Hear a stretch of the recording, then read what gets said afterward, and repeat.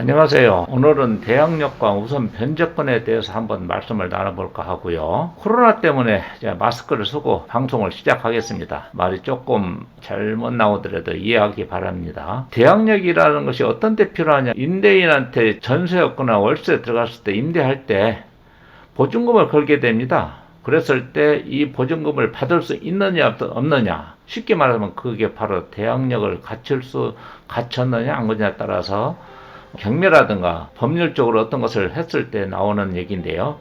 그 내용을 한번 대항력과 우선 변제권에서 자세히 한번 살펴보겠습니다. 우선 대항력이라는 것은 개념부터 한번 살펴보겠습니다. 주택임대차 보호법 제3조 1항에 보면은 대항력이라고는 이렇게 나와 있습니다. 임차인이 제3자, 즉 임차 주택의 양수인 임대인을 말합니다. 임대한 권리를 승계하는 사람, 그 밖에 임차 주택에 의해 관계를 가지고 있는 사람에게 임대차의 내용을 주장할 수 있는 법률상의 힘을 말합니다. 즉 임대차는 그 등기가 없더라도 임대인이 주택의 인도와 짐 등록을 마칠 때에는 그 다음 날부터 대항력이 생긴다라고 정의하고 있습니다. 주택의 인도란 무엇인가? 임차인이 대항력을 획득하기 위해서는 주택의 인도가 필요합니다. 주택의 인도란 점유 이전을 말하는데 주택에 대한 사실상의 지배가 임대인으로부터 임차인에게 이전하는 것을 말합니다. 주택이 인도라는 것은 임차인이 들어가서 입주하는 시기를 말하는 것 같습니다. 즉 임차인이 입주해서 살고 있는 것을 뜻하는 얘기고요. 주민등록 및 전입신고를 하게 되면 임차인이 대항력을 획득하기 위해서는 임대인이 주민등록 전입신고를 마쳐야 됩니다.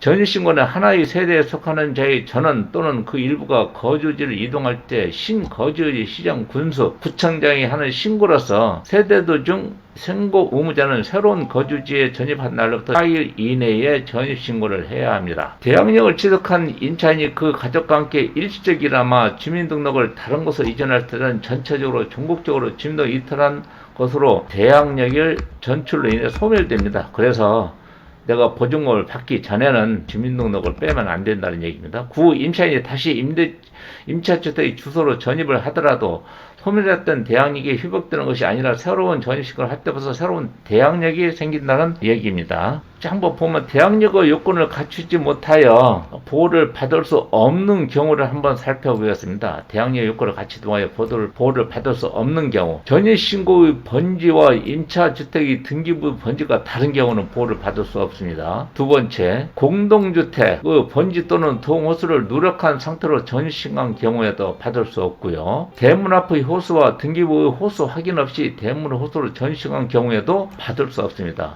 이거 좀 조심하셔서 꼭 확인하고 전입신고를 하시는 게 좋을 것 같습니다. 대항 요건을 갖추지 못하더라도 보호를 받을 수 있는 경우도 있는데요. 이 경우를 한번 살펴보겠습니다. 전입신고 당시 당사자는 부동산 등기부를 확인 후 제대로 전입신고를 하였으나 담당 공무원의 착오로 새로운 거주지 번지를 틀리게 기재한 경우에는 내 실수가 아니기 때문에 받을 수 있습니다. 신축 주택을 임차하여 준공검사 전에 입주하는 경우 건물 등기부가 마련되지 않아 대문에 적힌 호수로 전신가하는 경우에도 있습니다. 이 경우에는 준공검사 후 건물 등기부 등보가 작성되면 그 등기상 증명서를 발급받아 동호수를 다시 확인해야 됩니다. 이럴 때 대항력의 요건을 갖추지 못하였더라도 보호를 받았습니다. 대항력의 발생 시기는 언제냐? 대항력은 임차인이 주택의 인도와 집등록을 마친 때에 그 다음 날부터 제3자에 대하여 효력이 생기고 전입신고를 한 때에 주민등록을 마친 것으로 봅니다. 여기에서 그 다음날의 제3자에 대하여 효력이 있다고 생긴다라고 하면 다음날 오전 0시부터 대항력이 생긴다는 취지입니다. 그러니까 다시 말해서 오늘 이사를 했다고 그러면 어제, 즉 이사 오기 전날 전입신고를 하는 것이 좋다라고 말씀드릴 수 있습니다. 하루 사이에 어떤 문제가 발생할 수도 있는 거니까요. 대항력을 취득한 임차인과 주택에 대한 저당권 또는 가압류 등의 권리관계는 그 요건을 갖춘 선후에 따라서 결정되는 것입니다.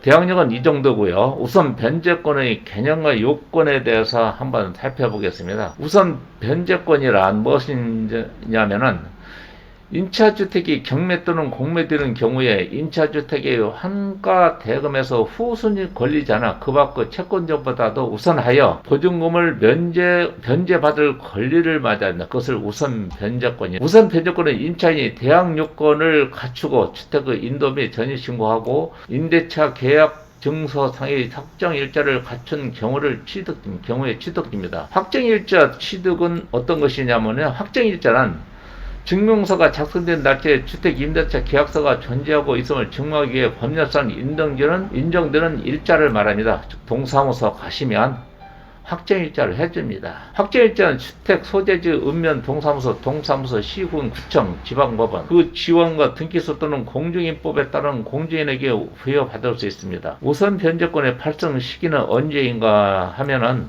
우선 변제권의 발생 시기는 임차인이 주택의 인도와 전입신고를 마친 당일 또는 그 이전에 주택 임대차 계약서에 확정일자를 갖춘 경우에는 주택의 인도와 전입신고를 마친 다음날 오전 0시부터 우선 변제권이 생깁니다. 우선 변제권을 행사하기 위해서는 우선 변제권의 요건이 경매 절차에 따르는 배당 요구 종기인 경락 기일까지 존속되어야 합니다라고 기록되어 있습니다. 그래서 지금까지 우선 변제권과 대항력에 대해서 한번 알아봤습니다.